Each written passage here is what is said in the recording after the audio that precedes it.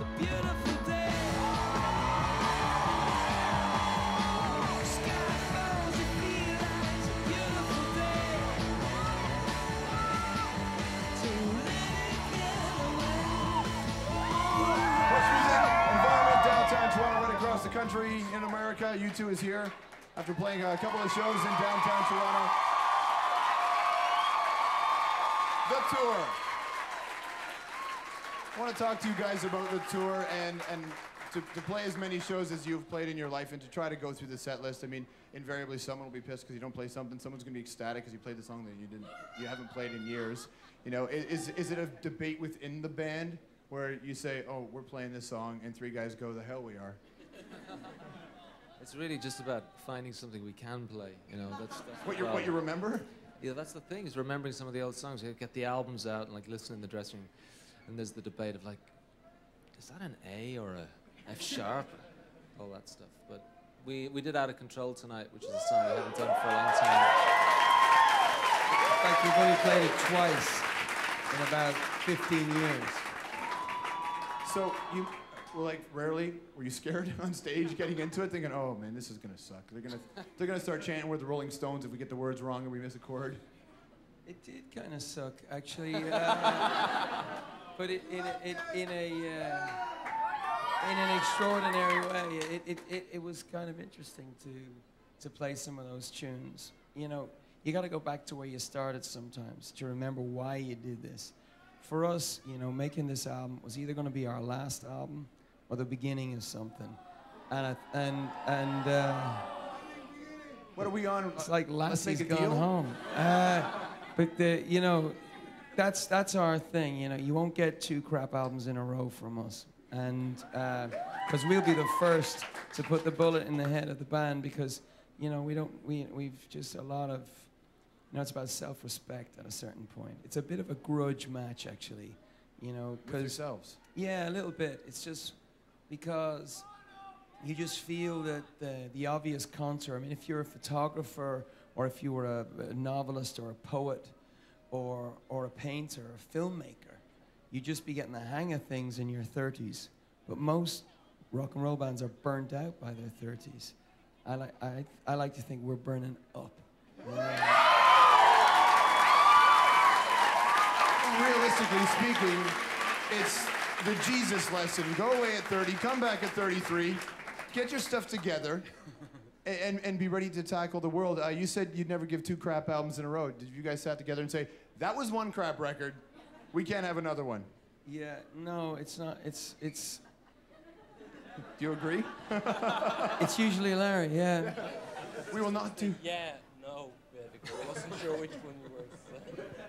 See, depending on which member of the band you talk to, you'll get a very different read on what's the crap album. In fact, depending on whatever country you go to, that's the really extraordinary thing. Like if we go to you know, Europe and stuff, and actually Canada, it's like pop was a really cool crossover, and people are really proud of those songs.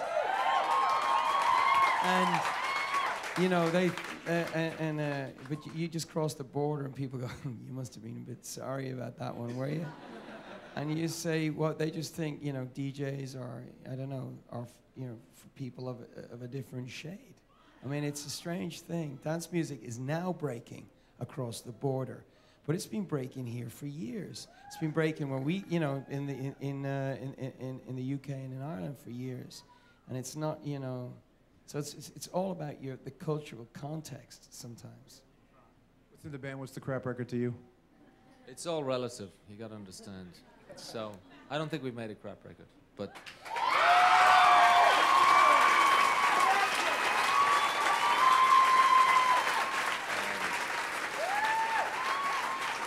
I think maybe our second record. Would he remix?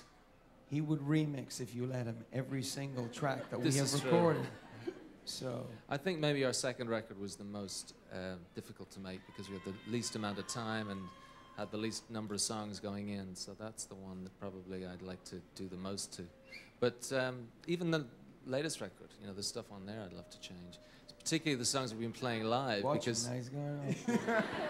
It's in the shops. the songs really take on a life of their own when you play them live, and a couple of the tunes from All That You Can't Leave Behind have really gone somewhere. We're actually Since going we to started play a playing. video for a song now that challenged a lot of your viewers initially when they first saw it. Shall we do this one together? This is Lemon. It's you two on Watch.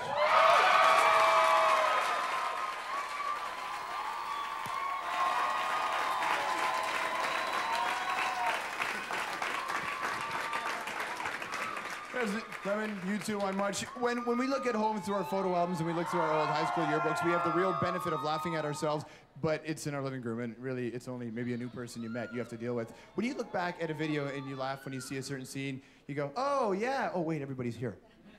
Do you look back at yourselves? I mean, I don't even mean so much the hair, because the hair, you know, that's... What's so funny about that? I think I'm just laughing at your reaction to that. You know, that character, Macfisto, we discovered him in Barcelona, in a club in Barcelona. It was like a Monday night, and we were out, and you know, people, actually it was Madrid in Spain, and people go out very, very late, and they eat very late, and I don't know how they work the next day, but I mean, it seems like everyone in Madrid is like out at night. Anyway, there was this character, was in the club with a plastic bag of his belongings, a gold suit, and kind of makeup. And I think he worked in the theater there. He was some pantomime character. And myself and Edge kind of followed him around the whole night and sort of took him home and became him. How terrified is the poor guy when you two follows him home? He's like, get away, I'm hanging out. You learn from people, often people you'll never meet. Maybe this guy you did, but people you never meet. Do you have definite images of people and you say, oh, I love those pants, oh Lord, I'll never wear those pants. Or that guy or that woman will mean something to me. Was it a look in the eye? Do you ever get that close to the people emotionally without them knowing it? Do you have a chair with a straight back in here by any chance? These are really uncomfortable. They are, but we were going for the erogenous zone thing. That was... But what were you saying? It sounded interesting. That's a TV lie. I will repeat. You develop a relationship with people that you never meet.